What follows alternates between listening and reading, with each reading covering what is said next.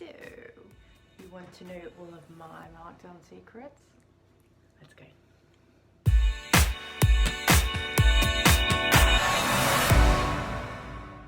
Hey everyone, it's Kelly. How are you? Welcome back to my channel. Thank you so much for joining us today.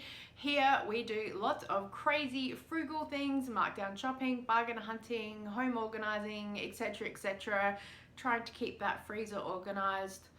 Oh, it's out of control. So if you enjoy being entertained by a crazy lady, please subscribe to the channel because we love having you here. I have loved over the last couple of months chatting with so many of you in the comments below and meeting other mums from other channels and things as well. So drop me a comment below, let me know where you're watching from, give this video a like and feel free to share because I think that this video is going to give you some really good information that's going to help you save some money and be a markdown bargain hunter. I love markdown shopping. It is the thrill of the chase, the hunt, the find, saving money, being able then to use it in a recipe to share with you guys how I've used it and just to show people what I found and the fun of it. I started bargain markdown hunting as a way to save money and then of course it's just grown into something fun. So today I'm going to give you a pile of tips and tricks. I'm not going to give you a number because I've already tried counting and I've gone way above and beyond. And so I'm just going to lay everything out there that I know and hopefully it will help you as well. So the first thing that you need to know is there is not one thing. You can't say, how do I get markdown shopping? And I say, it's this. It, for me, is a range of things, and that's the other thing you need to be aware of. What works for me is not going to work for you, person next door, etc, etc. So many times I see in Facebook groups someone will say, how do I get a markdown deal? And people will go, it's this, it's this, it's this. And there are a range of answers every single time and pretty much not a lot of them repeat. There's people in there even that work in the stores that go, I work in this store and this is what we do. And I can tell you, it's not what's at my local store. So there are a spectrum of answers and rhymes and reasons and logic and not logic. And so we're gonna go through a whole pile of that with you today. You need to know your prices. You need to know what a litre of milk costs. You need to know what a block of butter costs. You need to know inside and out, back to front, upside down, how much all of these cost. So when you get to the shop and see that glorious markdown sticker, you're not just gonna grab and go. I know it is a wonderful feeling to see something called markdown, but there's no point grabbing it if it is more costly than whatever is next door.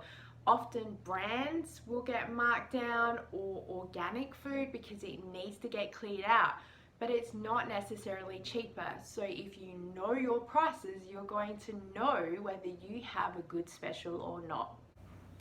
When you get to the shelf and you see that glorious markdown sticker, you need to take a step back and you need to look left and right and up and down because within the area there will be similar products, especially if it's in a fridge area of that same product. So for example, cream was on a clearance with markdown stickers and I just happened to look up and I could see there was a product that was 100 mils more and cheaper than the markdown sticker. If you're brand loyal and you're going to use that product and that's what you like to use and it's got a markdown sticker on it and you're going to save money, then grab it, absolutely for you. But I'm going to go for the price and the quantity of a product every time. Also, when you're looking at those products, looking all around, check for any specials that are on the products. Meat, for example, is often a 2 for buy. So 2 for $20, etc, etc. The meat here that you can see is 2 for $12, but a single pack is marked down to $6.30. If all you wanted was a single pack, then absolutely grab it. But I'd probably spend a little bit more and buy the 2 for $12 because it's still more of a saving overall. Go in and physically ask someone, when do you do your markdown shopping? It is as simple as that. By asking them, you're going to get probably a wide range of answers as well, but at least you can then get a bit of a ballpark of where you are according to that shop. Be aware that what works at one store in one suburb is not going to be the same as the next suburb over.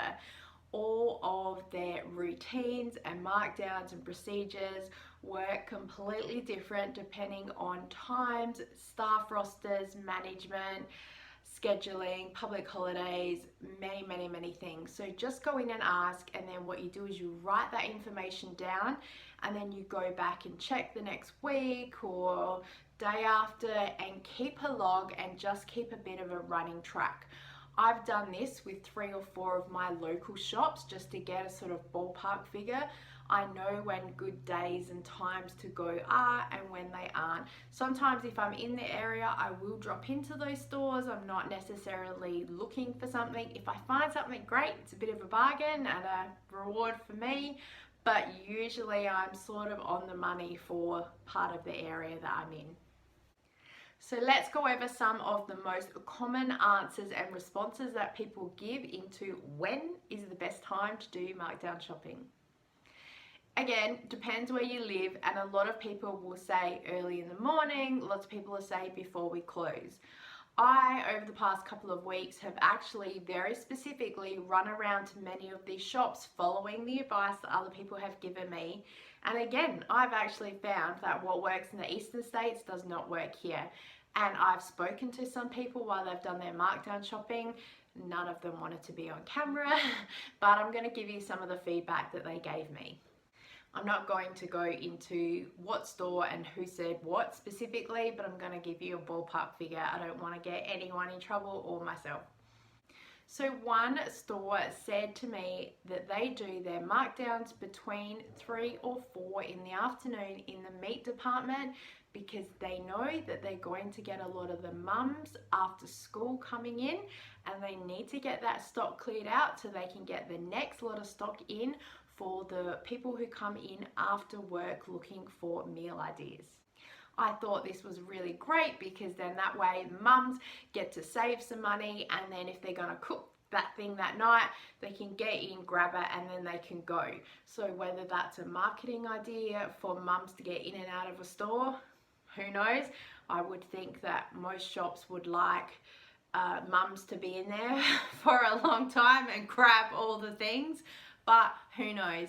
I guess a happy experience shopping is worth it as well. I know for me, when I score a markdown, I'm super happy, and I do then tend to spend a little bit more time walking around through the shop to see what else I can find, because I've already got that one thing that's made me really happy, so I'm willing to spend more time in the shop. I went to another shop in a Westfield shopping centre and I asked them about their markdown. They actually said they don't mark down as often because they get the traffic through the door, so they find that they don't need to do as much markdown shopping. So that interested me a great deal, because just because one store said that they do a specific set day and time, another store pretty much say they don't really do it all that often because their product changes over so quickly. Another store I went to said that they do their markdowns at 7 o'clock in the morning because that's when the meat manager is on, and he marks down all the stock from the night before that didn't clear so he can put in the new stock for that day. I asked in the bakery section of a few different stores. One store said that they mark down between about 11 and 12 because they want to move the morning stock. And then another store said that they do it again at about 3 or 4 because they want to clear out sort of, the last of the morning stock, and it will go down dramatically in clearance. And then that way they've got the after school mums coming in and clearing out. But they said that sometimes they place the bread in a separate section, and then that way people know to look, and then that bread goes. Others say that it's just put in the main area of where all the bread is. So yeah. So where do you look for the markdown shopping?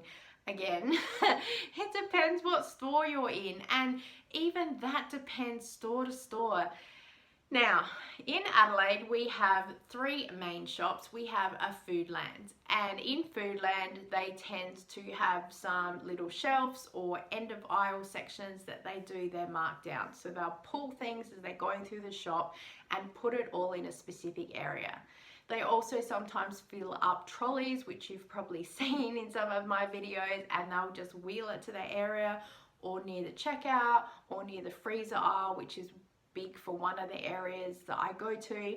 And so something that you're going to walk past, it's a high traffic area, so you're going to walk past that and you're going to stop and have a dig through, which is what I always do.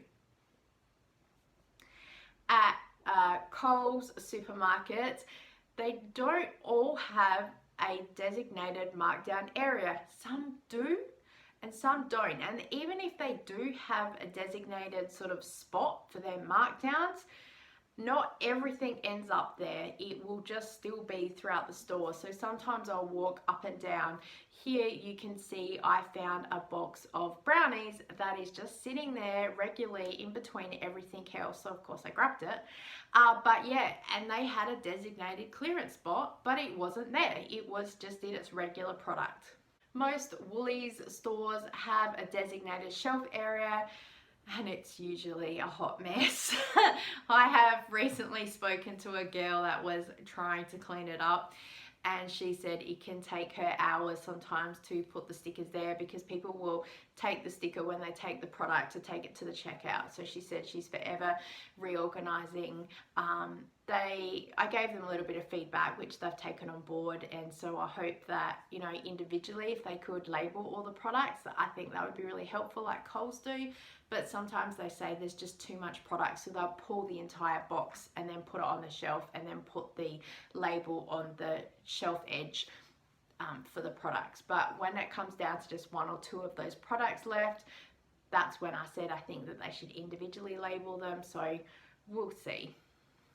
Meat markdowns are usually popular in a lot of Facebook groups, and again, there's no rhyme or reason to half of this, I tell you. So when I look at what some people have compared to what we have, I find that their eastern states mark down a lot more than what they do here.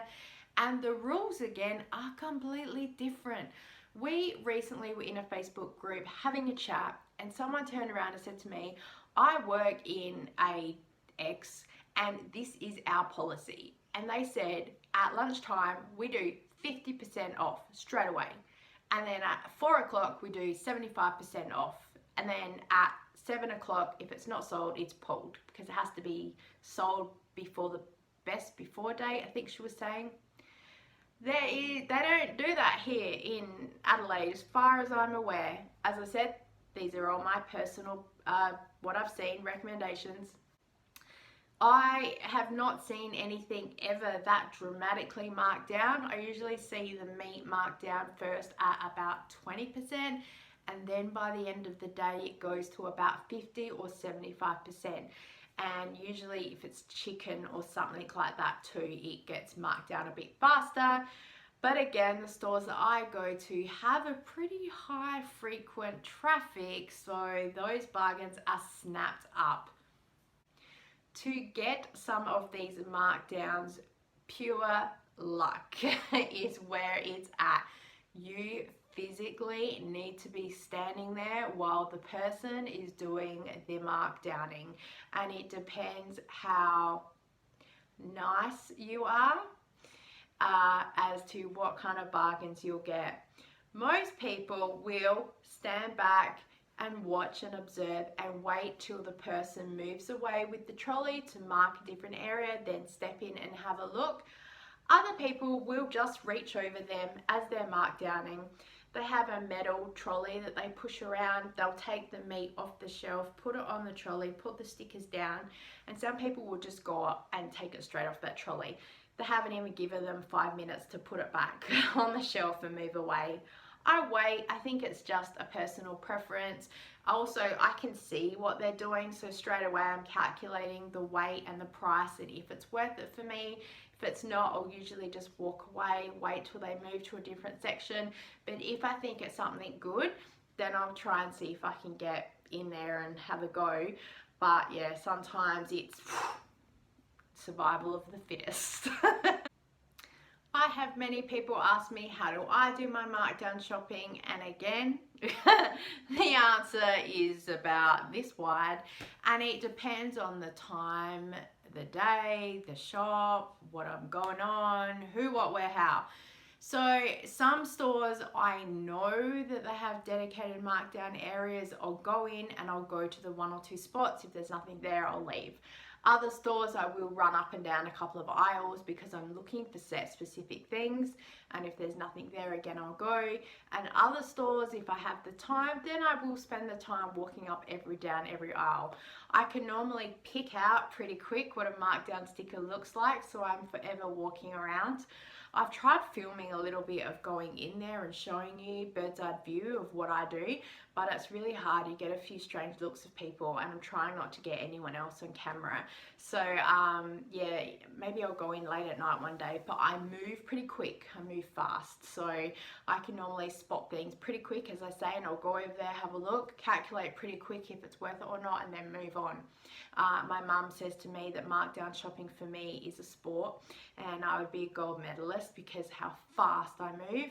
So yeah, it is the thrill of the chase and the hunt for me of finding all those goodies. Also, having a little bit of etiquette when you're in supermarket shopping is always nice. Being polite, waiting your turn for other people. If you go somewhere and you see a lot of markdown products on the shelf, maybe just grab 1 or 2 and leave some for other people. I know that it is frowned upon when people clean entire shelves. So I also say to people, just take what you can use and just be a little bit kind and respectful to other people. And that way you're not going to be wasting food or overspending on your budget. When you find a product that has a clearance sticker on it and you already know your prices, look at what it is, if it's a pre-packaged food or cut up fruit and veggie, etc., and work out whether you are looking to save time or money. For me, I grabbed this soup pack and it was all pre-cut up, so all I had to do was dump it into a pot. It's not the best clearance sticker that I've ever found. However, it was only 25 cents more than the best ever price that I've seen, and it was a cold winter's day, so I was more than willing to grab it because I knew that was dinner, and then bang, done, in, out. And when I got home, all I did was open the packet and put it in the pot. So I'm more than willing to spend 25 cents to save me nearly half an hour of food prep. Only buy what you need. I highly recommend that you write a bit of a list like you would a regular shopping list of the things that you buy frequently and that you would be excited to be able to find and grab in store as a markdown / clearance item. And only buy what you will immediate use or safe to put in the freezer. So meat is great. I know a lot of people freeze milk, cheese, bread, butter, etc. If you've got the space, then go for it. But even then, back to the etiquette, I'd only probably grab a couple to put and save for another time, because you can always go shopping another time when you're getting low on those things. There's no point buying things just to get home and go, what do I do with this thing? I see it in so many Facebook groups. I got this thing because it was on clearance and I have no idea what to do with it. Yep. It is great to be able to do that for some things, so then you get to try a product that you would normally not try at all or pay full price for. But I think in general, if you're going to go and buy something just because it has a clearance sticker on it and then stress about how to use it to make sure that you're not going to waste it, maybe just leave it for someone else who knows what to do with it. This will massively help with your budget of food and also waste. We don't throw out a lot of food anymore because I only buy things that I know that we like and love or use or can freeze, and so then that way I know that we're going to use it. I didn't just buy it for the sake of having it, and if we don't get to it, who cares, it was cheap. No, you actually spent money on that product, so you need to figure out a way to use it and not waste money or landfill. So there you go, Markdown Shopping 101, all the secrets, hints, tips, everything I can think of for now. I hope that you have enjoyed this video and it has given you some food for thought. Please leave me a comment, let me know if you are a markdown shopper. What are your tips? Because as I said, they're going to vary completely from what I've said and depending on where you live. Some stores don't even do markdown shopping at all, as I've said, depending on where they are. Some country areas I've heard don't do a lot either, so I feel for you guys. Last year, 2020, I hardly shopped at all. I can tell you right now, we did a lot of online shopping and click and collect, so there was no markdown shopping going on at all for this household. Yeah, so it comes in waves, absolutely. I so appreciate you spending the time with me watching this video. Please give this video a thumbs up and consider subscribing to the channel so we can help you with your food journey, budgeting, saving money, or just purely this crazy lady entertaining you. Until next time, see you then. Bye.